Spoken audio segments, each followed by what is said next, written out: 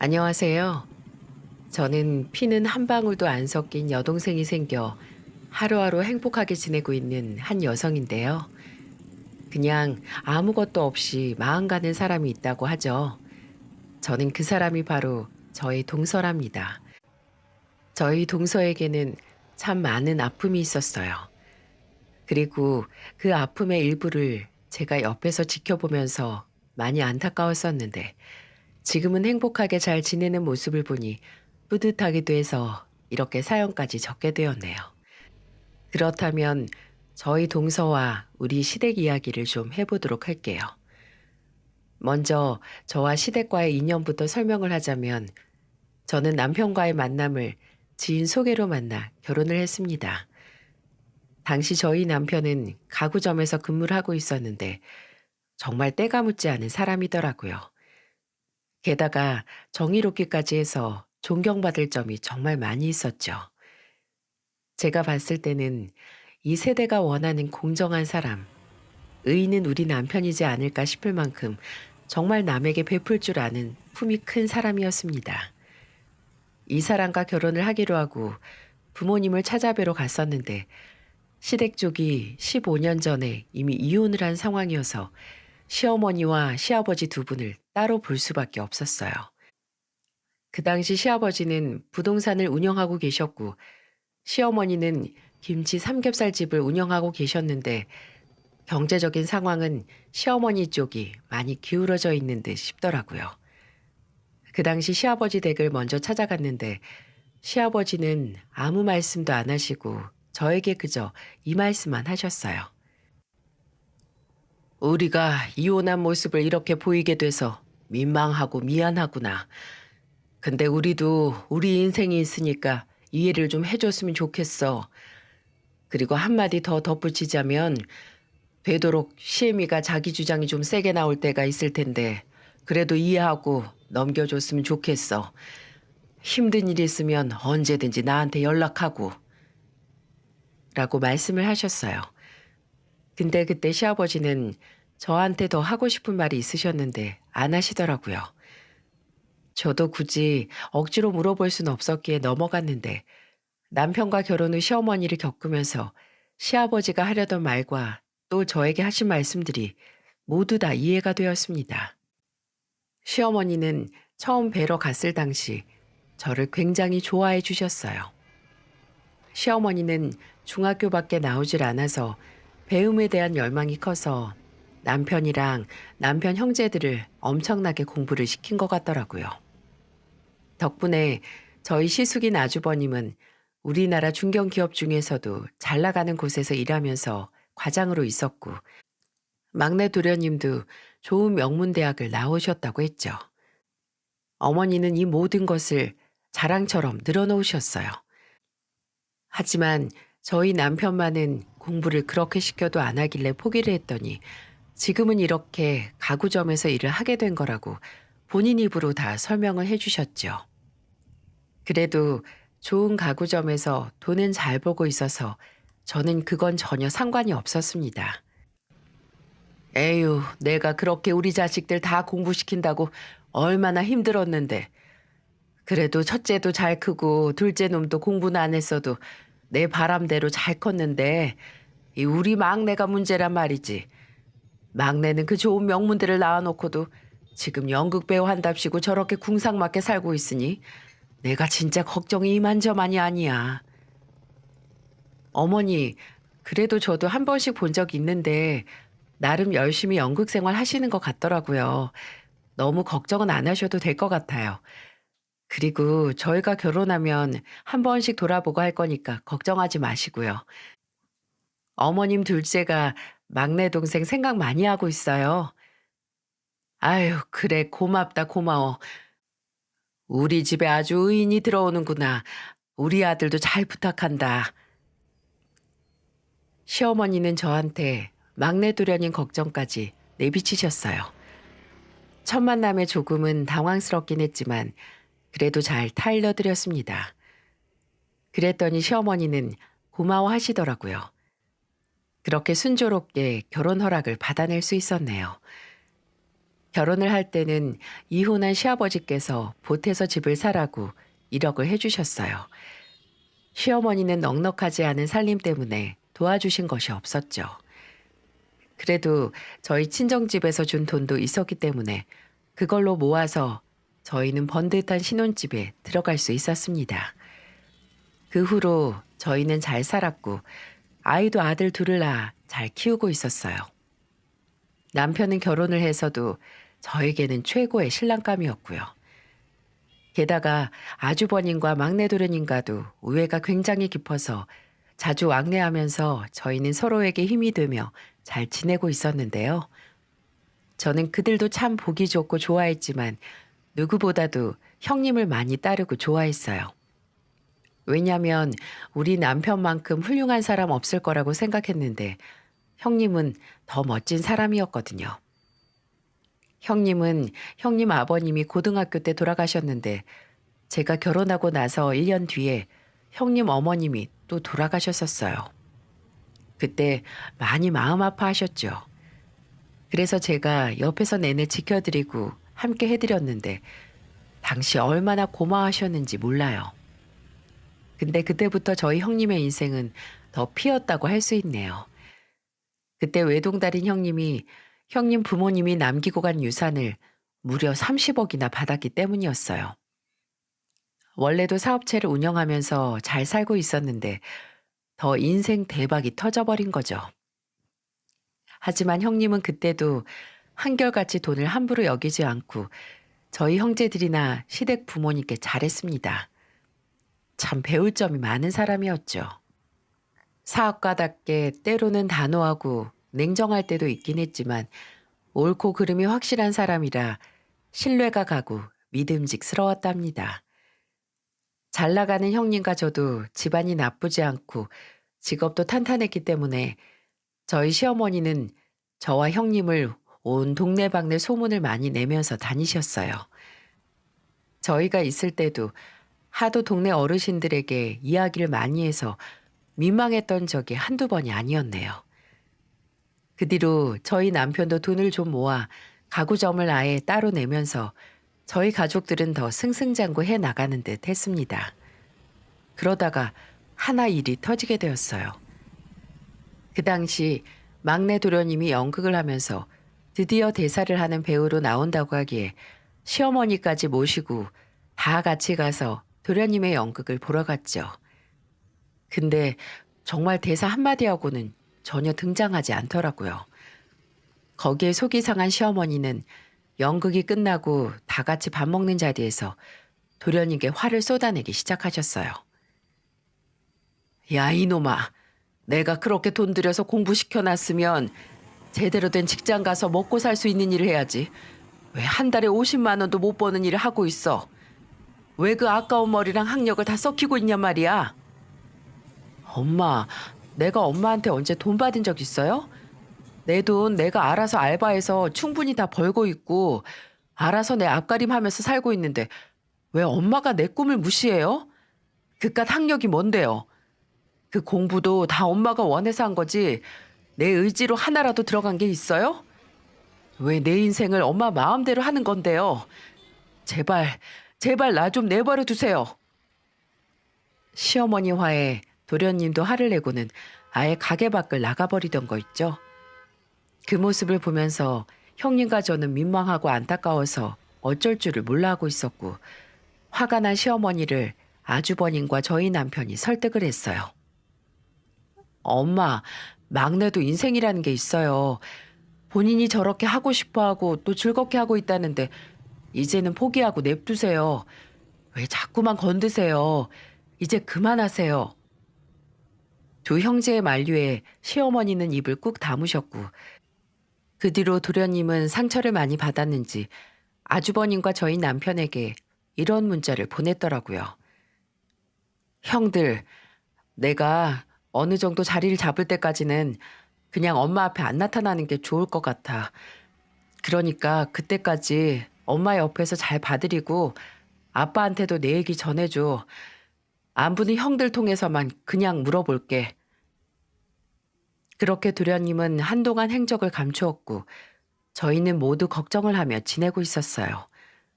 물론 시어머니도 난리가 났었죠.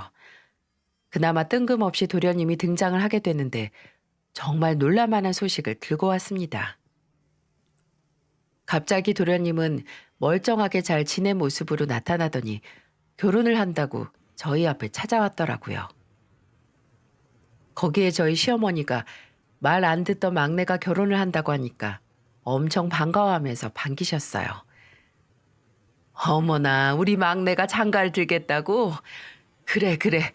결혼이라도 하면 그 지긋지긋한 배우 관두고 지 처자식 먹여 살리려고 사람다운 일 하겠지. 안 그러냐? 그래, 너무 잘 됐다. 너무 잘 됐어. 우리 집안에 아주 구세주가 나타나는구나. 그 이야기에 도련님은 아예 소개를 시키러 예비동서를 데리고 시어머니 집으로 찾아왔어요. 저희 온 형제가 다 그 자리에 함께 모였고 저는 도련님이 데리고 온 예비동서를 보고 정말 깜짝 놀랐어요. 왜냐하면 정말 단아하고 부잣집 딸 같고 얼굴도 예쁘게 생겼거든요. 누가 봐도 부잣집 딸처럼 생겼었는데 여기에는 대박 반전이 있었어요. 저희 시어머니도 부티나는 모습이 마음에 들었는지 당시 동서를 엄청 반겨주시더라고요. 아유, 그래, 어서 와요. 먼 길 오느라 고생 많았네. 그래. 초면에 바로 물어봐서 미안한데 지금 하는 일이 뭐예요? 아, 저 지금 웨딩 업체에 다니고 있어요. 그래, 그래. 웨딩 업체에서 뭐 하는데? 뭐 실장인가? 아니면 요즘은 그 매니저인가 뭐 있다던데 돈 잘 버는 거. 네? 아, 저는 그런 건 아니고요. 그냥 계약직 직원으로 알바식으로 일하고 있어요. 뭐? 계약직? 아유, 뭐 그래. 그건 뭐 그럴 수 있지. 그럼 부모님은 뭐 하시나? 부모님이요? 부모님은 경상도에 사시는데 아버지는 돌아가셨고 엄마는 집에 그냥 계세요. 오빠 하나 있는데 오빠도 작은 가게 하나 하고 있고요. 뭐라고? 아니, 근데 왜 어머님은 집에 계시나? 자네 나이를 보아하니 아직 젊으실 것 같은데. 저희 시어머니는 초면에 자꾸만 속보이는 질문을 계속해서 하셨어요. 엄마, 그런 걸 왜 자꾸 물어요? 무슨 호구조사예요? 제가 좋아하는 사람이고, 그리고 정말 좋은 사람이에요.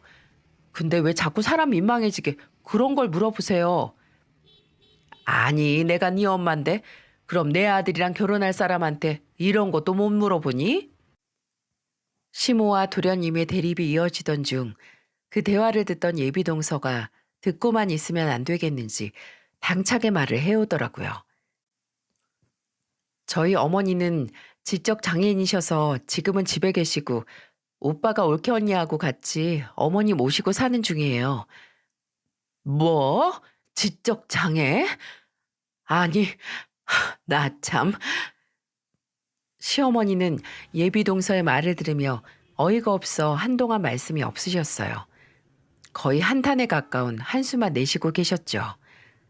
한참을 한숨만 쉬고 주변에서도 정적이 흐르고 있을 때 동서는 예상했던 시모의 반응이 나오니까 민망한지 고개를 푹 숙여버리더군요. 그때 너무 저도 미안한 마음으로 아무 말 못하고 예비동서를 쳐다보고 있는데 그때 저희 형님이 나섰습니다. 어머님, 뭐 어때서요?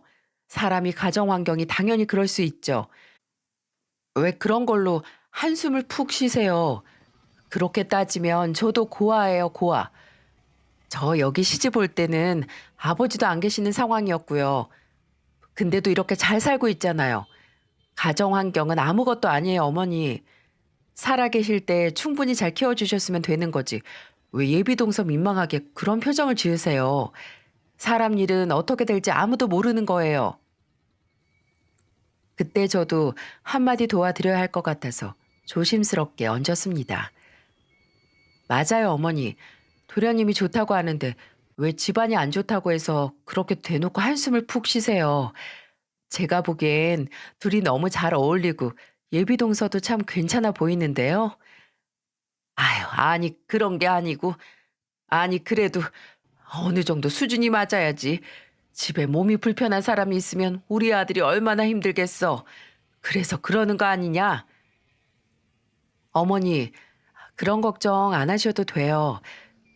저희 어머니 몸은 좀 불편하시지만 그래도 남한테 피해 입히고 하시는 분 아니에요.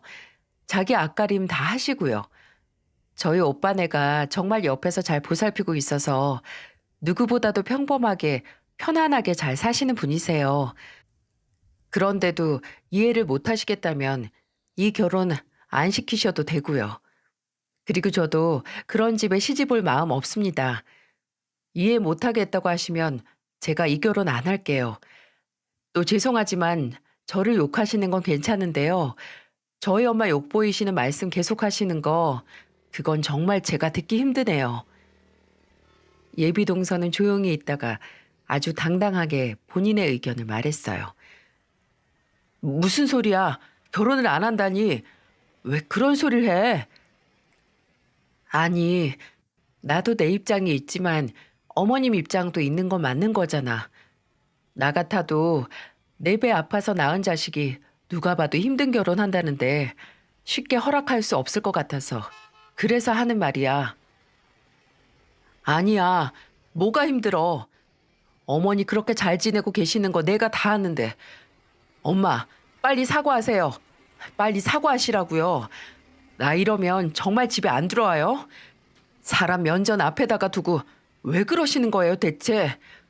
기껏 결혼할 사람 보여드리고 싶어서 데리고 찾아왔더니 진짜 해도 해도 너무하시네요. 생각보다도 당차고 마음도 깊어 보였던 동서는 당시의 도련님에게 확실하게 이야기를 하더군요. 도련님은 동서의 말을 듣더니 깜짝 놀라서 시어머니에게 화를 냈고 그 자리에서 예비 동서를 데리고 밖으로 나가려고 했어요. 그랬더니 그제서야 시어머니가 주춤거리며 말씀을 다시 하시던 거 있죠? 알았어. 아유, 미안해. 뭐, 그래도 상태가 많이 나쁘진 않으시다고 하니, 알겠다, 알겠어. 결혼해라. 허락하마. 시어머니는 마지 못해서 둘의 결혼을 허락하셨고, 도련님의 성화에 못 이겨 억지스러운 사과까지 다 하셨어요. 그 뒤로 둘은 순조롭게 결혼식을 진행하면서 상견례를 했습니다. 그때 다시 한번 시어머니의 개념 없는 인성이 나왔고 그 자리에서 저희 모두가 정말 민망해서 혼났었던 기억이 나네요. 상견례 자리에는 저희 어머님, 아주버님 부부, 저희 부부가 모두 다 나갔고 동서 어머님, 동서 친오빠, 동서 친오빠의 아내까지 나왔더라고요. 그 어머니는 동서가 결혼한다고 하니까 몸이 불편해도 나오신 것 같았죠. 그리고 전에 저희 도련님을 통해서 전해 듣기로는 동선의 친오빠가 그렇게 효자라고 온 동네에 소문이 나 있던 사람이라고 했었어서 정말 그가 궁금했습니다. 몸 아픈 어머니를 모시는 것이 쉽지 않은 일이라는 걸 잘 알기에 그 친오빠와 올케 언니가 궁금했는데 실제로 보니 정말 사람들이 점잖고 깊이가 있는 게 참 괜찮아 보였죠. 상대적으로 우리 시댁 식구들이 사람이 더 많았기 때문에 조금은 민망하기도 하고 어떻게 보면 기가 죽을 수도 있는데 그들은 상견례 내내 당당했어요. 저는 그 모습이 정말 보기 좋았습니다. 그 자리에서 가장 보기 힘들었던 사람은 다름 아닌 바로 저희 시어머니였죠. 저희 시어머니는 처음에는 괜찮은 듯 했어요. 사부인, 음식이 영 입에 안 맞으신가요? 아님 몸이 좀 불편하셔서 그러시나 음식을 전혀 못 드시네요. 시어머니는 고운 말투로 동선의 어머님 쪽에 물어보셨어요. 근데도 그분은 아무 말씀도 안 하시고 그저 웃으시면서 식사를 계속 안 하시더라고요. 이건 아주 나중에 동서에게 직접 들은 이야기였는데 사실 그날 동서 어머니가 식사를 계속 안 하셨던 이유는 혹시라도 식사를 하다가 불편한 몸 때문에 실수라도 할까봐 안 드셨던 거라고 하더라고요. 그래서 말씀도 거의 안 하시고 그 힘없는 손으로 무릎만 꽉 잡고 계셨단 소리를 듣고는 정말 마음이 아팠었네요. 동선의 어머님은 시어머니의 말에도 거의 대답을 못 하시고 그냥 웃기만 하셨는데 그 모습을 동선의 친오빠가 느꼈는지 대신 대답을 했습니다. 저희 어머니가 몸이 좀 불편하시다 보니까 행동이 좀 느리세요. 이해해 주시기 바랍니다. 아마 천천히 드실 테니까 걱정 마시고 편하게 식사하세요. 그나저나 이렇게 좋은 분들이 계신 곳으로 우리 동생이 시집을 간다니까 제 마음이 다 많이 놓입니다. 참 감사합니다. 보시다시피 저희 집안이 어머니도 몸이 많이 불편하시고 집 사정도 녹록지가 않지만 저희 동생 정말 좋은 아이인 건 당당하게 말씀드릴 수 있을 것 같아요. 어릴 때부터 얘도 몸 불편한 엄마 돌본다고 대학도 안 가고 엄마 옆에서 열심히 간호하고 틈틈이 일하면서 집안 살림 보태고 하면서 참 착하게 큰 친구예요. 아마 앞으로 겪어보시면 알겠지만 알면 알수록 진국이라는 걸 많이 느끼실 겁니다. 그러니 우리 동생 예뻐해 주시고 잘 봐주세요. 저는 그렇게 말하는 그 오빠가 정말 멋있어 보였어요. 근데 여기에서 저희 그 멋진 말들에 찬물을 착 끼얹는 사람이 있었어요. 그건 다름 아닌 우리 시어머니였죠. 그건 됐고요. 그 시집간 딸은 출가 외인이라는 말 들어봤죠? 이제 완전히 우리 집안 사람이니까 그건 좀 알고 있어야 할 것 같네요. 근데 내가 지금 걱정이 되는 건 우리 막내 아들이 지금 수입이 일정치가 않아요. 가난하다고요. 지 형들은 다 잘 사는데 얘가 제일 가난한 애란 말이죠. 근데 혹시라도 어머니 몸이 불편해가지고 다치거나 해가지고 뭐 약값 드네, 병원비 들어가야 하네 하면서 돈 요구하지 마세요. 이러면 저 난감하고 매우 불편해져요. 아셨어요? 저희는 이 이야기를 듣자마자 정말 모두 다 경악을 금치 못했어요. 그래서 아주버님께서 수습을 하려고 하시는데 그때 동선의 오빠가 점잖게 웃으면서 이야기를 하더라고요. 네, 사돈 어르신, 그런 게 걱정되셨다면 염려 안 하셔도 됩니다. 저도 지금 작지만 제 가게인 사업체를 가지고 있고 저희 집사람도 지금 일을 하고 있는 데다가 요즘은 나라에서 보조금도 많이 나와서요. 아마 그럴 일은 전혀 없을 거예요. 그러니 염려는 마세요. 저는 그 이야기를 들으며 다시 한번 동선의 오빠가 대단한 사람이라고 느껴졌습니다. 저 같았으면 속이 다 끓었을 텐데 그걸 다 참고 웃으면서도 딱딱 할 말은 다 하면서 얘기를 잘하더라고요. 그 이야기에 한 방 먹은 시어머니를 보며 살짝 속이 시원하기도 했네요. 도련님 상견례를 하면서 저는 그 어려운 집안 환경에서도 오빠는 일찍이 가장이 되어 몸이 불편한 어머니를 모시고 사는 모습과 그런 어머니를 또 옆에서 같이 챙기는 동선의 올케와 동서를 보면서 참 마음이 짠하더라고요. 무엇보다 그런 아이들을 보며 묵묵히 자리를 지키고 있던 동서 어머니를 보며 눈물이 났습니다. 몸은 불편해도 정신적으로 느껴지는 바가 왜 없겠어요? 그런 모습을 보며 참 그 가족이 대단하고 기특하다는 생각이 들면서 짠해 보이기도 해서 집으로 돌아가는 길에 눈물이 나는 거 있죠. 근데 그 이후에 또 하나의 난관이 있었어요. 바로 시어머니가 도련님의 결혼 조건으로 합가를 요구했기 때문이었어요.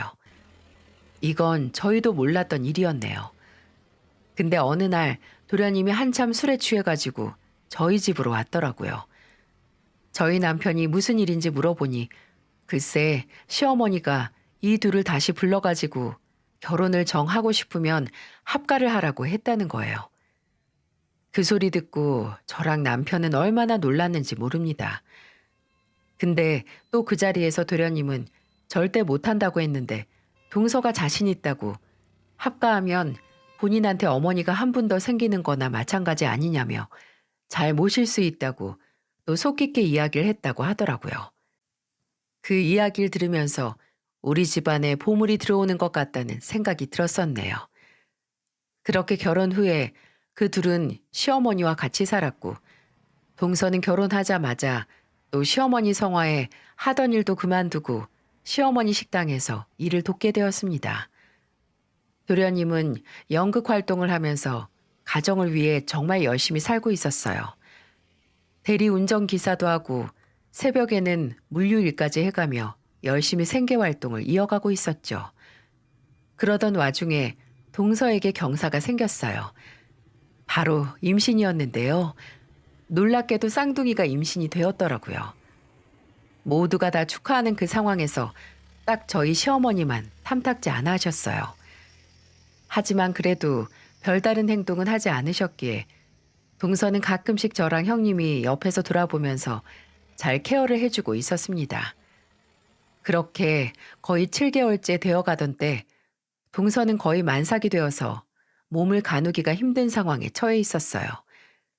그때부터는 저랑 형님이 시간 날 때마다 돌아가면서 식당에 가서 한 번씩 일을 도와주곤 했었는데요.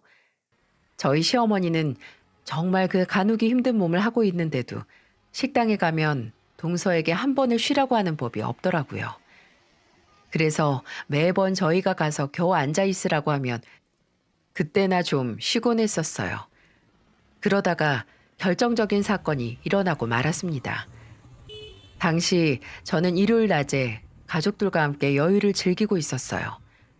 그런데 갑자기 동서한테서 전화가 온 거예요. 형님, 죄송한데 저한테 좀 와주시면 안 될까요? 너무 죄송해요. 뭐? 무슨 일이야, 동서? 설마 또 어머님이 뭐라고 하신 거야? 아, 참. 어디야? 빨리 말해. 지금 바로 갈 테니까.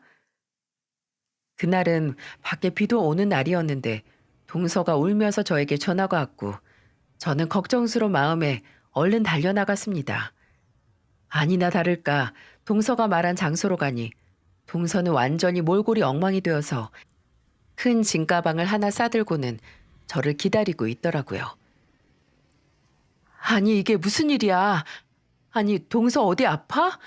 몸은 왜 이렇게 또 불덩이야? 저는 엉망이 된 동서의 머리를 만져주다가 불덩이처럼 뜨거운 이마를 만지며 깜짝 놀랐어요. 그래서 그 자리에서 얼른 병원부터 데리고 갔어요.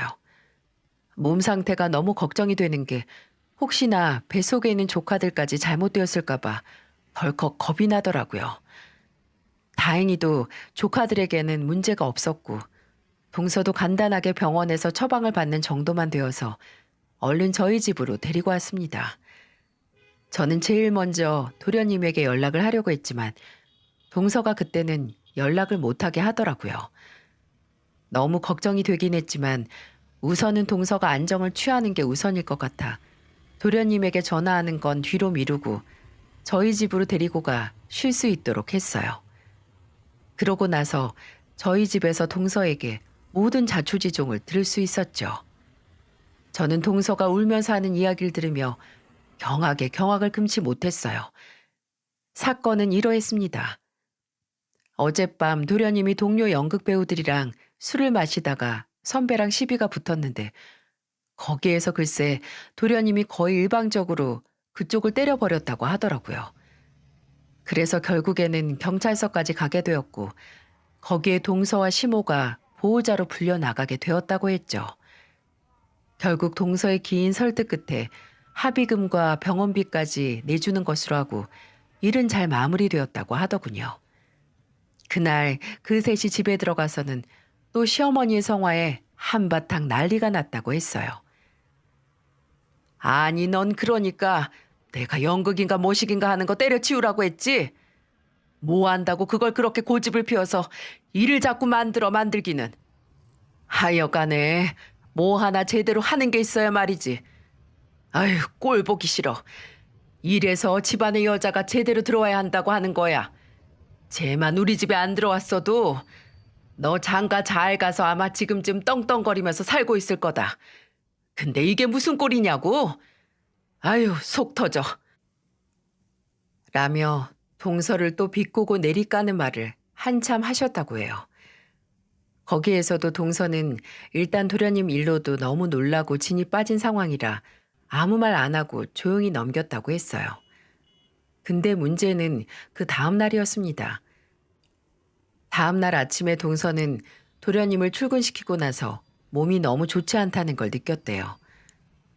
그래서 시어머니에게 오늘 하루만 일을 좀 쉬면 안 되겠냐고 이야기를 하니까 그때 나온 시어머니의 반응이 정말 상상도 못할 수준의 반응이었죠. 시어머니는 그 이야기를 듣자마자 바로 주변에 있던 파리채를 들고 와서는 동서를 여기저기 때리며 화를 냈다고 하더라고요. 야, 너는 네 남편 간수도 제대로 못하는 게 어디서 아프다고 일까지 못한다고 하는 거냐? 어? 너 어디서 지금 아파서 일을 못하겠다는 소리를 하는 거냐고? 이게 우리 집을 말아먹어도 정도가 있지? 맞아야 정신 차릴래? 어? 네가 지금 내 집에서 월급을 안 받는 것도 아니고 지금 그 인간들 합의금이랑 병원비까지 다 물어줘야 한다면서 그거 메꾸려면 너 지금 네 몸을 던져도 시원찮아. 근데 뭐? 지금 몸이 아파서 쉬겠다는 소리가 나오냐? 어? 이 이야기를 하며 또 파리채를 휘두르길래 그때 동서가 그 파리채를 든 손을 탁 잡아서 저지시키고는 더는 못 참고 폭발을 해버렸다고 했습니다. 어머니, 이게 무슨 짓이에요? 정말 해도 해도 너무 하시는 거 아니에요? 네, 제가 이 집에 들어와서 많이 보태드린 건 없어요. 근데요, 어머님이 저한테 월급 얼마나 제대로 주셨는데요? 생활비로 까고 어머니 용돈 한답시고 까고 하면서 저한테 주신 돈이 얼마나 되는데요. 저도요, 몸 불편하고 정신 온전하지 않은 엄마지만 그래도 우리 엄마 귀한 딸이에요. 근데 어머님이 무슨 권리가 있어서 저를 이렇게 막대하시는 건데요. 알았어요. 그렇게 제가 못마땅하시면 제가 나가겠습니다. 제가 이 집 나갈게요. 남편이랑도 이혼할게요. 근데 동서 말로는 여기까지만 하면 그래도 시어머니가 아주 조금이나마 정신을 차릴 줄 알았는데 그게 전혀 아니었다고 하더라고요. 오히려 동서가 거의 울부짖다시피 시어머니에게 이야기를 했는데도 불구하고 거기에서 시어머니는 더 분을 내며 다시 한번 동서에게 파리채를 때리려고 반대 손으로 손을 막 휘두르려고 했다는 거예요. 거기에서 동서는 진짜 이제는 안 되겠다 싶어서 정말 초인적인 힘을 발휘해 시어머니에게서 파리채를 뺏어들고는 본인에게 달려드는 시어머니의 머리채를 잡아채고는 본인한테서 확 떼어버렸다고 했어요. 그만하라고. 나도 힘들다고. 사람이 왜 이렇게 못됐어? 이제 그만해. 나 이제 당신 내 시모로 인정 못해. 여기서 아예 인연 끊어버리자고요. 나도 이제 아주 진절머리가 나니까 다 때려치우고 그만하자고요. 내 뱃속에 있는 당신 손주들은 볼 생각도 하지 말아요. 당신 나 없으면 뼈저리게 후회하면서 느낄 거야. 나한테 무슨 실수를 저질렀는지. 그리고 당신이 무엇을 잃었는지. 동서는 시어머니에게 이렇게 말을 해버리고는 방에 들어와 짐을 싸고 집에서 나와 도련님도 보기가 싫어 저한테 전화를 한 거라고 하더군요. 저는 그 이야기를 듣고는 너무나 화가 나서 곧장 도련님에게 전화를 했습니다. 도련님, 빨리 오세요. 저희 집으로 당장 오시라고요. 동서 지금 죽다 살아났어요. 같이 살면 동서를 지켜줘야지. 왜 지금 사람을 이 지경까지 만들어 놓냐고요. 동서한테 이혼당하고 싶지 않으면 당장 오세요. 당장. 도련님은 저한테 이야기를 듣자마자 놀라서는 바로 저희 집으로 찾아왔어요. 저희 집에 오자마자 저는 남편이 말리기도 전에 도련님에게 한참 퍼부었습니다. 도련님, 사람 한 명을 집안으로 끌어들이고 임신까지 시켰으면 제대로 책임을 져야 하는 거 아니에요? 근데 지금 꼴을 좀 보세요. 이게 지금 사람이 제대로 사는 꼴인가? 아니, 낮에는 연극하고 밤에는 돈 번답시고 일을 하면 뭐해요? 뒤에서는 사람이 이렇게 다 죽어가고 있는 것도 모르고 있는데 도대체 동서랑 행복하게 살 마음은 있으신 거예요? 동서 지금 어쩌고 왔는지 아세요? 시어머니한테 온몸에 해초리 맞았대요. 그것도 파리채로. 이게 말이 돼요? 아니, 지금 시대에 이게 믿을 수 있는 소리냐고요. 도대체 뭐 하셨어요? 동서 시어머니에게 시달릴 동안 도련님은 도대체 뭐 하셨냐고요. 동서 결국은 못 참고 도련님이랑 이혼하겠다고 하고 나왔대요. 이제 어쩌실 거예요? 네? 회초리요? 엄마가 이 사람 회초리를 때렸다고요? 도련님은 믿을 수 없는 소리를 듣고는 곧바로 동서를 쳐다봤어요. 동서는 아무 말도 하지 않고 그저 눈물만 흘리면서 도련님을 쳐다보지도 않았죠. 도련님은 거기에서 곧바로 동서에게 무릎을 꿇고 빌더라고요. 여보, 내가 미안해. 진짜 내가 못난 놈이라서 당신 그런 수모까지 겪게 했어. 미안해. 미안해 정말. 동서는 그 말에 큰 울음을 터뜨렸고 도련님은 한참 동서를 안아주다가 조금 진정이 되니 갑자기 일어나 말을 하더라고요. 여보, 여기서 좀 더 기다리고 있어. 형, 그리고 형수, 죄송하지만 우리 아내 좀 조금만 더 봐주세요. 저 잠깐 집에 좀 다녀올게요. 비장하게 이야기를 하는 도련님을 보며 오늘은 무슨 결판을 내겠구나 싶어서 보내주었습니다.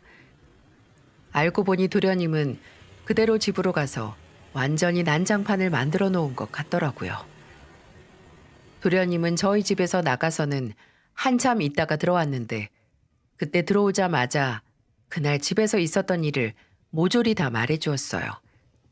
그때는 이미 저랑 제 남편이 아주버님과 형님까지 다 불러 상황을 설명하고 난 뒤였어요. 도련님이 들어왔을 때는 형제들 모두가 다 모인 상황에서 이야기를 해주었습니다. 나 지금 엄마한테 가서 우리랑 아예 영 끊자고 하고 나왔어.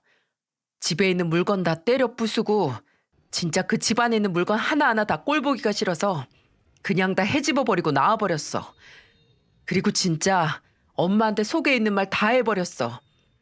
나 형들보다 부족한 거 안다고. 나도 내 인생 한심한 거 아는데 우리 집사람까지 무시받는 거 나 못 참는다고. 그래서 앞으로 다시는 나랑 내 마누라랑 우리 애들 찾지 말라고 했어. 형들이나 형수님들이랑만 연락하고 지내라고 하고 난 다시는 찾지 말라고 했으니까 다들 그렇게 알고 나 대신에 엄마 잘 챙겨줘. 난 이제 더는 엄마랑 상종을 못 하겠으니까. 저희 나머지 형제들은 그 이야기를 들으며 한참을 말을 하지 못했어요. 부모와의 인연을 끊을 만큼 힘들었을 저 심정이 정말 이해가 갔거든요. 그렇게 도련님의 하소연을 들어주면서 앞으로 어떻게 해야 하나 고민을 하고 있을 때 저희 부부와 아주버님 부부 전화에 불이 나게 벨소리가 울리기 시작하더라고요. 딱 보니까 시어머니였고 시어머니는 저희들에게 하나하나 다 전화를 하고 있었습니다. 저희는 우선 모두 조용히 한 다음에 시어머니의 상태를 파악하기 위해 형님에게 전화를 받아보시라고 했고 형님은 스피커폰으로 해놓고는 전화를 받았어요. 그랬더니 여전히 정신을 못 차린 시어머니는 형님에게 하소연을 하기 시작하더라고요. 야, 애미야. 내가 진짜 셋째를 잘못 키웠다. 우리 셋째를 잘못 키워도 너무 잘못 키웠어. 지금 막내가 왔다가 갔는데 아주 그냥 화분 다 깨부시고 그릇이고 가전제품이고 하나도 남은 것 없이 다 때려 부수더니 나랑 연을 끊자고 하더구나. 내가 질 어떻게 키웠는데 이게 자식이냐? 이게 자식이야? 낮에는 걔 마누라가 내 머리채를 잡아채더라.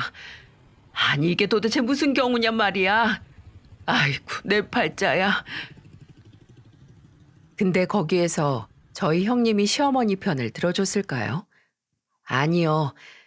사실 저희는 형님네가 오자마자 아주버님과 형님에게 동서 이야기를 해주었고 그 이야기를 들으며 동서가 시어머니 머리채를 잡은 것에 대해 뭐라고 한 게 아니라 오히려 열렬히 잘했다고 응원을 해주고 있었어요.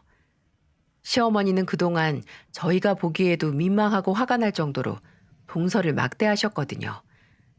저와 형님의 가진 만류에도 전혀 통하지 않았고 그때마다 동서에게 참지 말고 맞받아 치라고 했는데도 동서는 그때마다 똑부러지게 할 말은 다 하면서도 선 넘지 않고 어머니께 최선을 다해 공경을 했습니다. 그런데도 돌아오는 결과가 이랬던 거예요. 그때 그 하소연을 들어주던 형님이 반격에 나서기 시작했어요. 어머니, 한번 제 얘기 좀 들어보세요. 그럼 어머니 혹시 저도 막내 동서처럼 집안 사정이 안 좋고 돈이 없었다면 저한테는 어떻게 하셨을 것 같으세요? 그때도 지금 저한테 하시는 것처럼 금이야 오기야 잘해 주실 건가요? 아니요. 제가 보기엔 아니에요. 어머님은 저한테도 동서한테 하는 것처럼 하실 것 같아요. 그쵸? 어머님은 진짜 너무하시네요.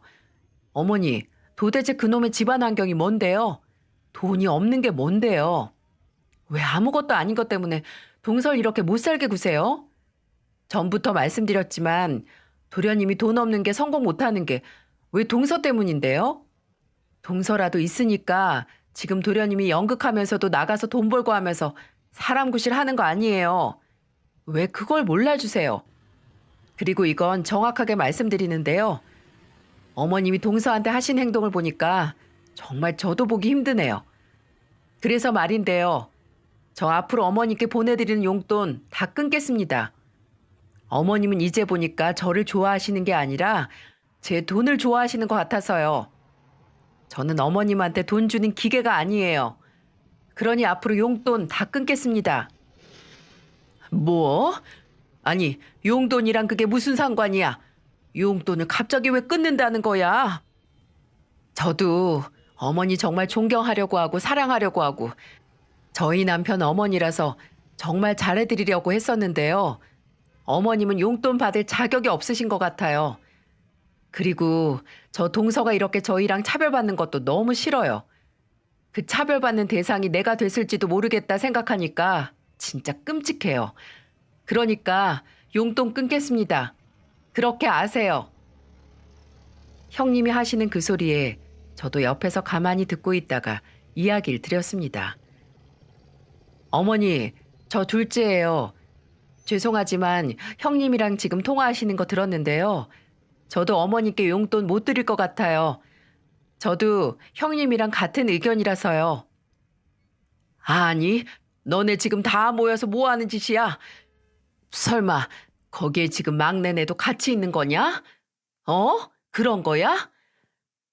그런 것까지 아실 필요는 없을 것 같고요. 어쨌든 동서도 어머니께 용돈 못 드리겠다고 하니까 앞으로는 그렇게 아시면 될 것 같아요.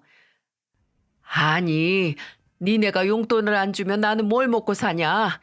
가뜩이나 요즘 장사도 안 되는데 니네가 준 걸로 겨우 가게세 내고 먹고 살고 있었는데 그건 알아서 하시고요.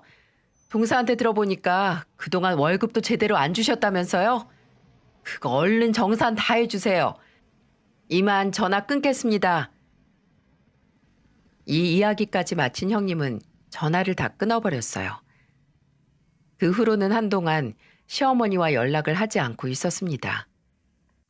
그 이후 저희는 도련님 부부의 독립을 도와주기 위해서 신경을 썼어요.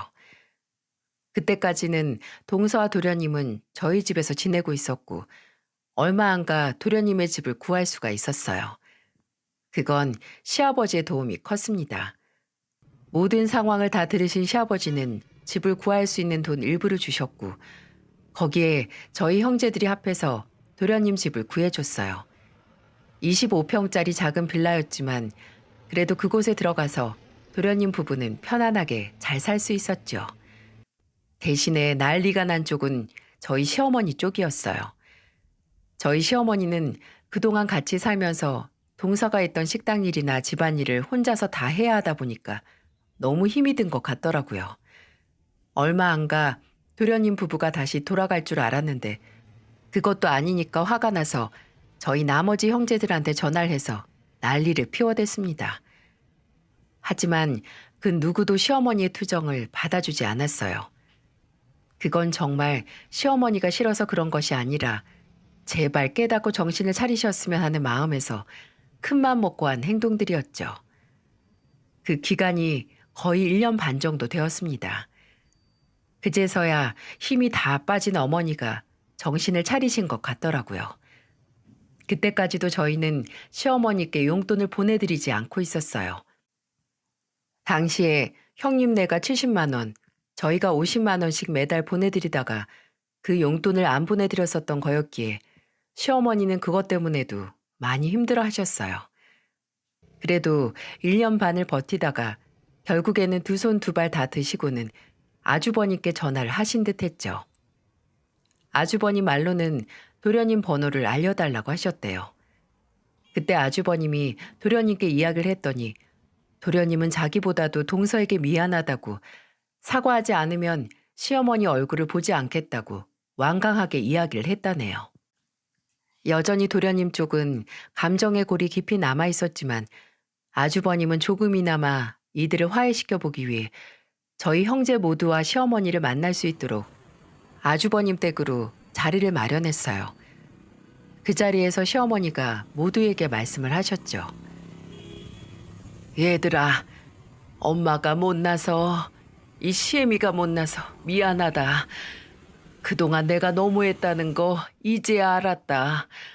막내야, 그리고 우리 막내 며느리, 내가 정말 미안하다. 내가 정말 잘못했어. 내가 정말 너한테 큰 죄를 지었다.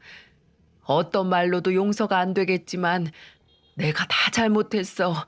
미안하다. 부디 용서해다오. 내가 정말 염치가 없는 거 아는데 우리 막내 손주들 한 번만 안아보면 안 될까? 시어머니는 눈물까지 흘리면서 진심으로 사과를 하셨어요.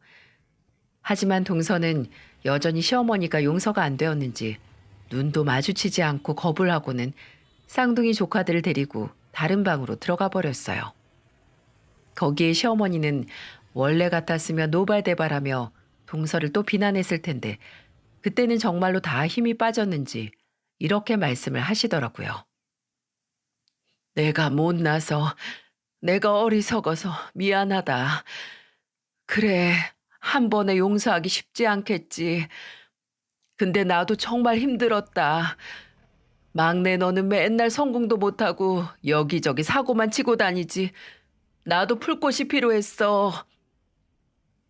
엄마, 풀 데가 없어서 금쪽 같은 며느리한테 풀어요? 됐고요. 전 아직 엄마 볼 생각 없어요. 아직 보기 너무 힘드니까. 당장 나가주세요. 도련님은 여전히 화가 풀리지 않았는지 어머님을 그대로 그 집에서 내쫓아 버리셨어요. 그 뒤로도 또 시간이 흘렀지만 여전히 저희 도련님 부부는 시어머니를 보지 않고 있어요. 저희만 명절 때나 시어머니와 왕래를 하고 있네요. 시어머니는 도련님 부부를 걱정 많이 하고 있으신 상태예요.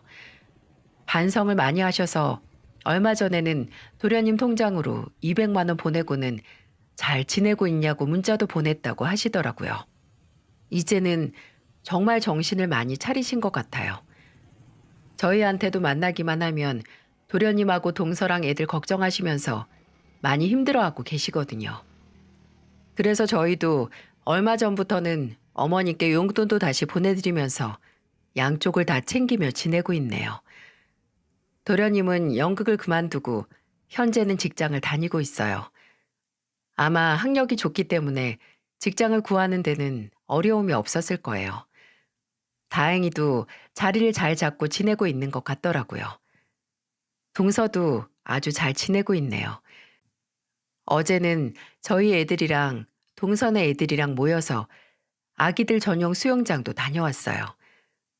애들이 어찌나 잘 크는지 볼 때마다 아주 사랑스럽다니까요. 우리 동서도 다시 직장 다니면서 많은 안정을 찾고 있어서 얼마나 보기 좋은지 모릅니다. 참 파란만장한 우리 가족사였는데요. 저는 비록 동서가 제 친동생은 아니지만 그래도 동서만 보면 마음이 짠하고 참 착한 아이라는 생각이 들어서 평생 옆에서 지켜주면서 친언니처럼 잘 지내고 싶어요. 우리 동서도 그 마음을 아는지 저나 형님을 얼마나 잘 따르는지 모릅니다. 여러분, 저희 시댁 이야기를 들으면서 어떠셨나요? 어딘가에는 있을 법한 이야기라는 생각 들지 않으셨나요? 세옹지마라는 말 아시죠? 사람 인생은 어떻게 될지 모릅니다. 우리 도련님도 정신 못 차리고 연극만 하다가 끝날 줄 알았는데 이렇게 예쁜 색시 만나서 정신 차리고 착실하게 살지 누가 알았겠어요? 물론 연극을 하던 우리 도련님도 멋있었지만 지금은 이렇게 가정을 지키겠다고 더 현실을 직시하고 최선을 다해 사는 모습을 보니 뿌듯하고 보기 좋습니다. 앞으로도 저희 가족들을 응원해 주시고 여러분들도 하시는 모든 일, 모든 것이 다 잘 되시길 바랄게요. 함께 해주셔서 감사합니다.